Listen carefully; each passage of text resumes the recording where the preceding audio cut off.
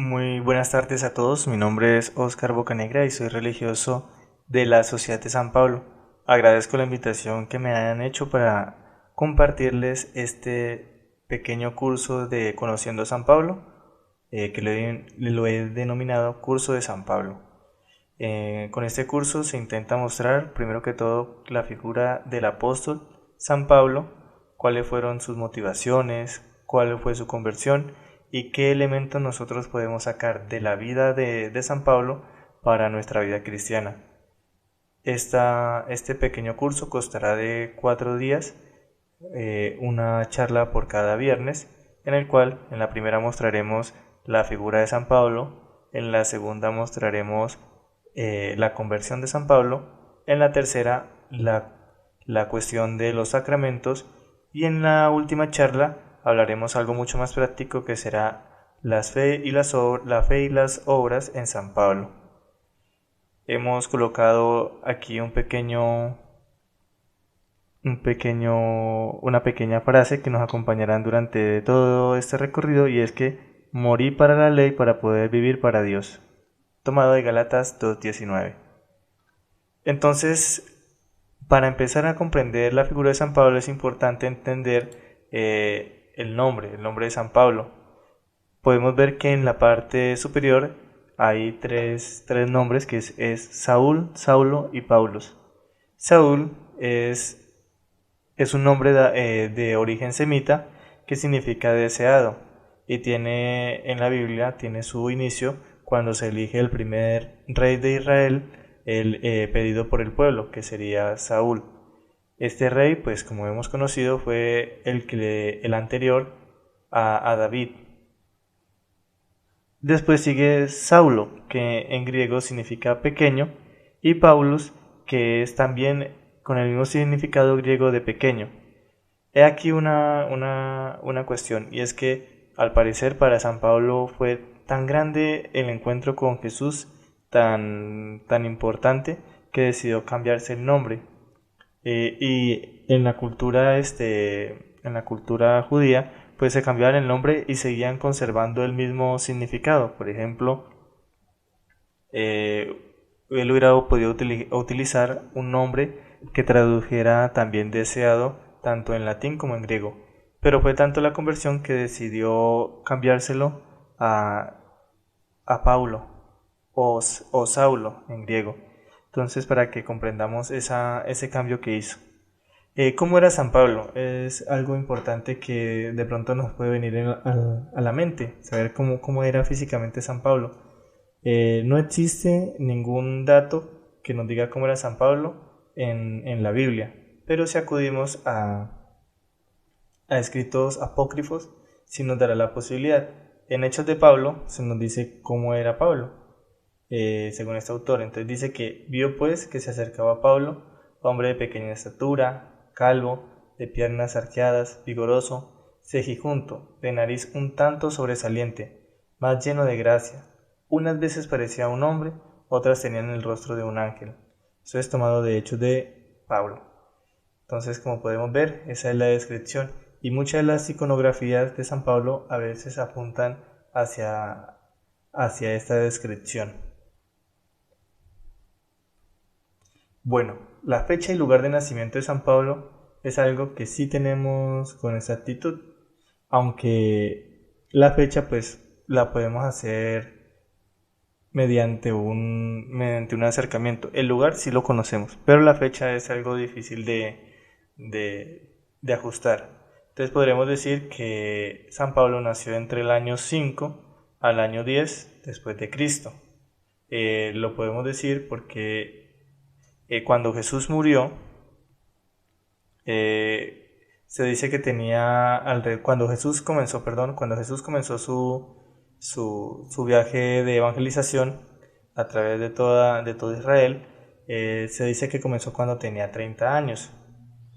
En relación a eso, decimos que si Jesús a sus 30 años hace su viaje misionero y en ese mismo momento es asesinado, aunque hay que tener en cuenta dos cosas, que para los evangelios de Marcos, Mateo y Lucas Jesús solamente subió una vez a Jerusalén para la fiesta de la Pascua. Eso significa que fue un año, porque cada año se hace esta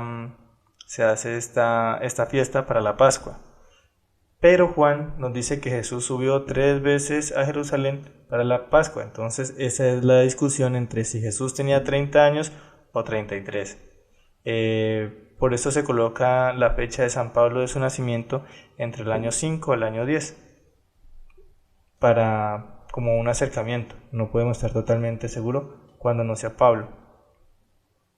Entonces se dice que el lugar de nacimiento de Pablo es una ciudad de la provincia de Sicilia, del sudeste de Asia Menor.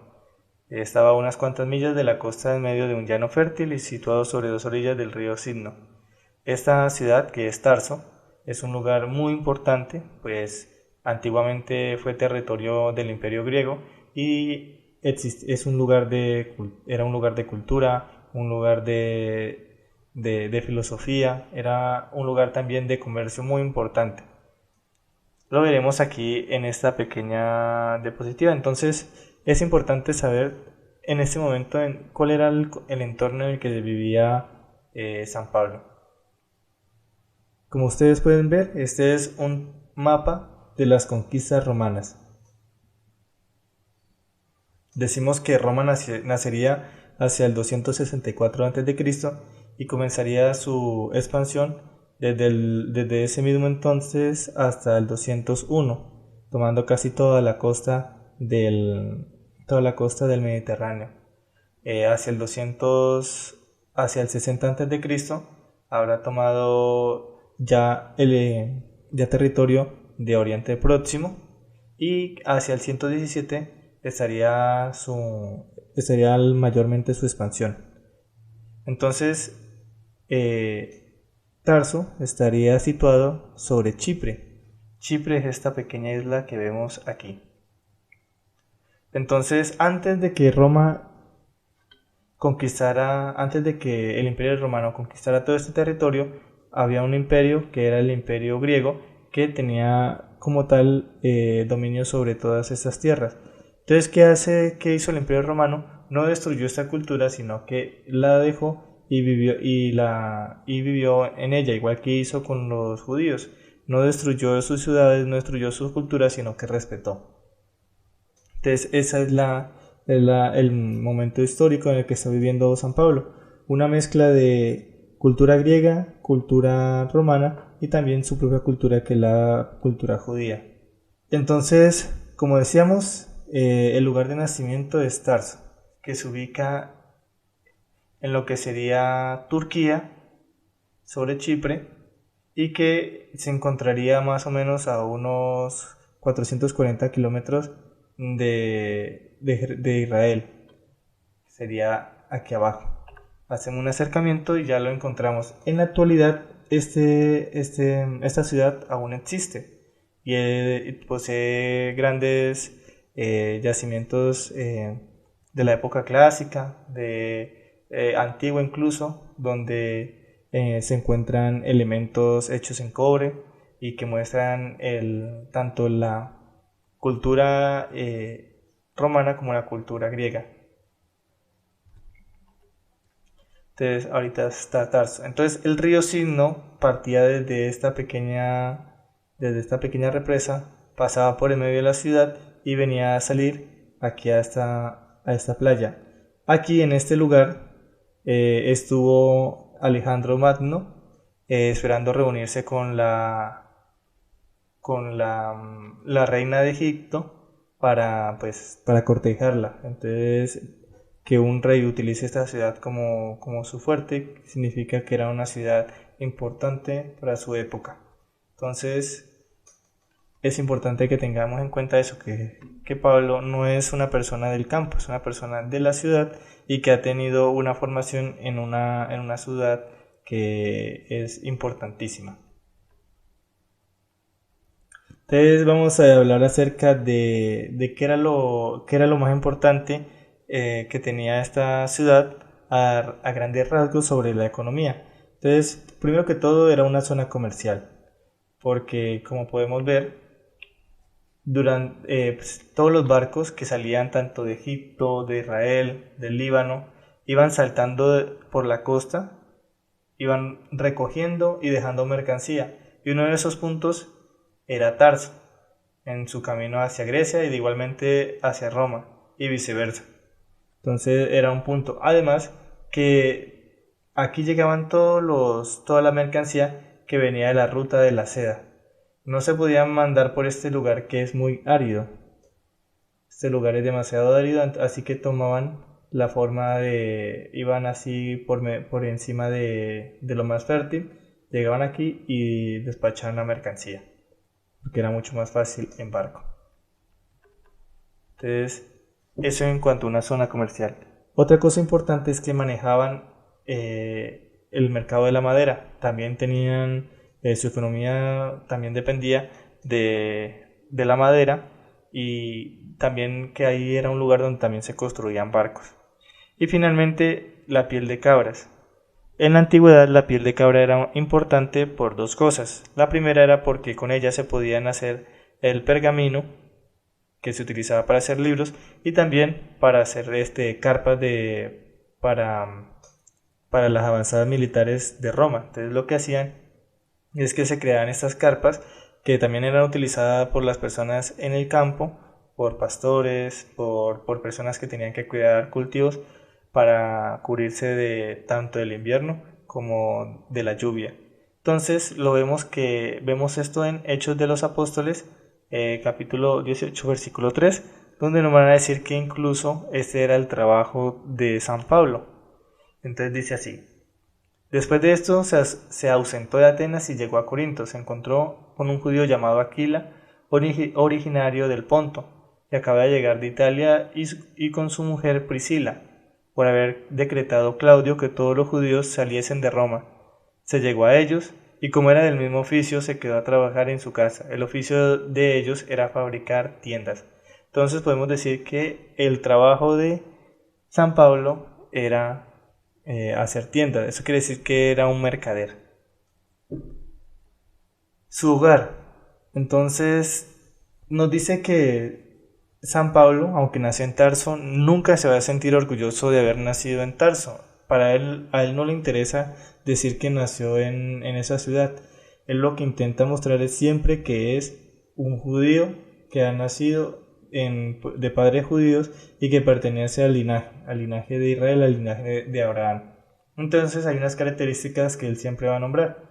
Entonces dice que es circuncidado el 8º día, que es un rito judío, hebreo, hijo de hebreos, o sea que no ha tenido ninguna mezcla, israelita, porque ha recibido la educación y la cultura de esta nación, del linaje de Abraham por sus padres, y de la tribu de Benjamín, que es propiamente a la tribu que él pertenece. Es importante decir que si nosotros vamos al libro de Reyes, nos van a decir que el primer rey de Israel también era de la tribu de Benjamín, o sea, Saúl. Y al parecer le pusieron ese nombre a Paulo por el primer rey, y que significa deseado.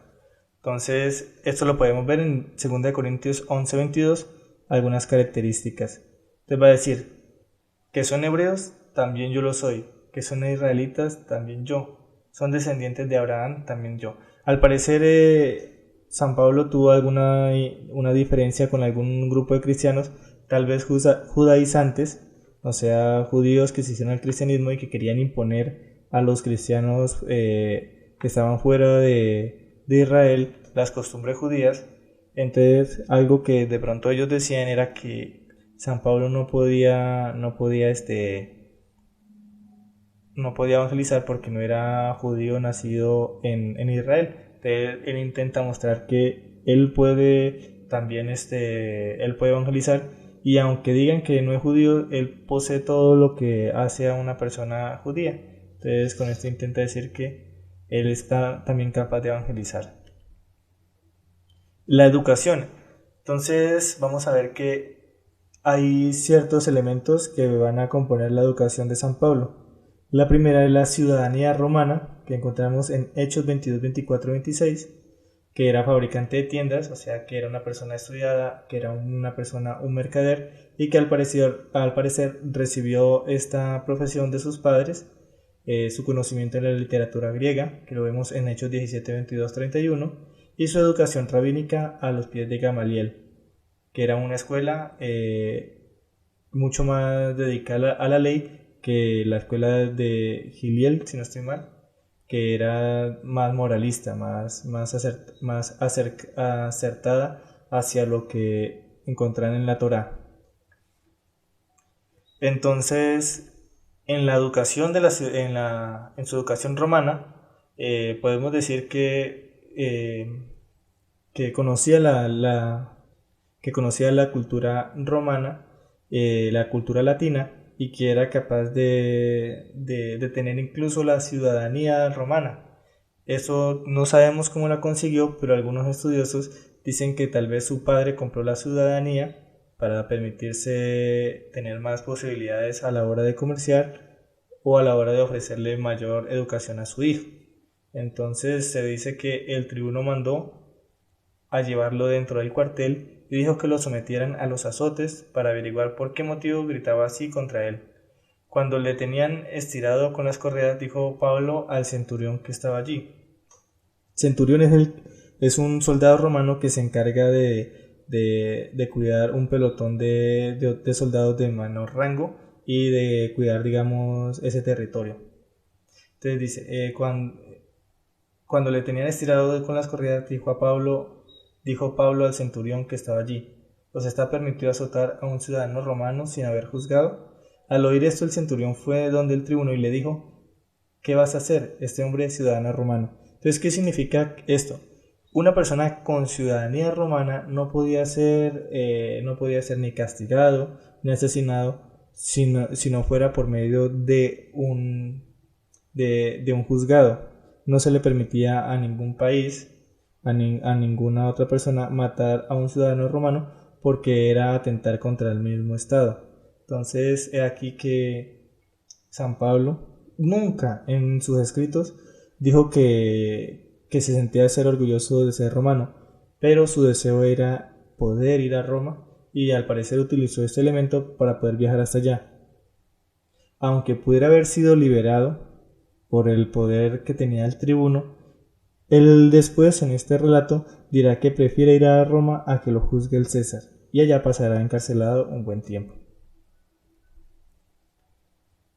Su conocimiento de literatura griega. Como sabemos, Tarso también era una ciudad importante que antes había pertenecido al territorio griego y que tenía muchos elementos de la cultura helena, de la cultura griega. Entonces nos van a decir en Hechos 17, 22, 23 que Pablo, de pie en medio del Areópago, dijo: atenienses, veo que vosotros sois por todos los conceptos los más respetuosos de la divinidad, pues al pasar y contemplar vuestros monumentos sagrados he encontrado también un altar en el que estaba grabada esa inscripción: al Dios desconocido. Pues bien, los que adoráis sin conocer, a eso os vengo yo a anunciar. Entonces, San Pablo, para hablarle a estas personas, tiene que hablar en la lengua griega, no puede hablarles en hebreo porque no le van a entender. Más adelante, en el versículo 28, si no estoy mal, él va a citar a un poeta, y eso significa que Pablo debió haber tenido una educación, porque esto no lo va a escuchar en la calle, tiene que haber asistido a una escuela. Al parecer su padre era suficientemente pudiente, su familia era pudiente, y le pudieron ofrecer esta educación. Asimismo, cuando él le empieza a hablar, les habla con elementos propios de su cultura, no con la cultura judía. Ahora bien, su educación rabínica con Gamaliel. Entonces, Gamaliel era una escuela que estaba mucho más enfocada a elementos de la ley escrita por los escribas, o sea, por los abogados de su tiempo. Ellos se dedicaban a escribir la ley e interpretarla, y para ellos era mucho más importante esto que la lectura de la Torá, o sea, de la Biblia. Mientras que para la escuela de Hillel, era más importante la Torá que la ley. Entonces es importante tener esto en cuenta porque esto demuestra cuál era el celo que tenía San Pablo con la ley, pues mostraba la identidad la identidad que él tenía, que la salvación solamente viene por la ley. Entonces dice en Hechos 22:3, dice: yo soy judío, nacido de Tarso de Sicilia, pero educado en esta ciudad, instituidos a los pies de Gamaliel en la exacta observancia de la ley de nuestros padres. Estaba lleno de celo por Dios, como lo estáis todos vosotros el día de hoy. Entonces, lo más importante para San Pablo era la ley, pues era la identidad. Observar la ley era también observar las tradiciones de sus padres. Entonces, eso es importante. La identidad de San Pablo nace en el seguimiento de la ley, pues ser judío, ser de Israel, haber sido circuncidado, todo esto apuntaba a que era una persona recta ante los ojos de Dios porque era capaz de seguir sus mandatos. O sea, era una persona intachable, tenida como santo. Listo. Ahora el desarrollo moral y religioso. Entonces, lo más importante para San Pablo es la ley y también el ser fariseo. Leemos en Hechos 26:4-5: todos los judíos conocen mi vida desde mi juventud, desde cuando estuve en el seno de mi nación en Jerusalén. Ellos me conocen mucho tiempo atrás y si quieren pueden testificar que yo he vivido como fariseo conforme a la secta más estricta de nuestra religión. Entonces, aquí importante, los fariseos están en relación también a la ley. Por eso, la identidad de este grupo es seguir los mandatos, las interpretaciones y los designios que han dado los escribas, han dado los rabí sobre la interpretación de estas normas dadas por Dios. En Gálatas 1:14 leemos lo siguiente: y como esperaba en el judaísmo a muchos compatriotas de mi generación, y como superaba en el judaísmo a muchos compatriotas de mi generación, aventajándoles en el celo por las tradiciones de mi padre. Entonces, podemos decir en pocas palabras, para que se lo entienda, que San Pablo era un fanático, era un loco por la ley. Para él no había nada más allá que cumplir las leyes.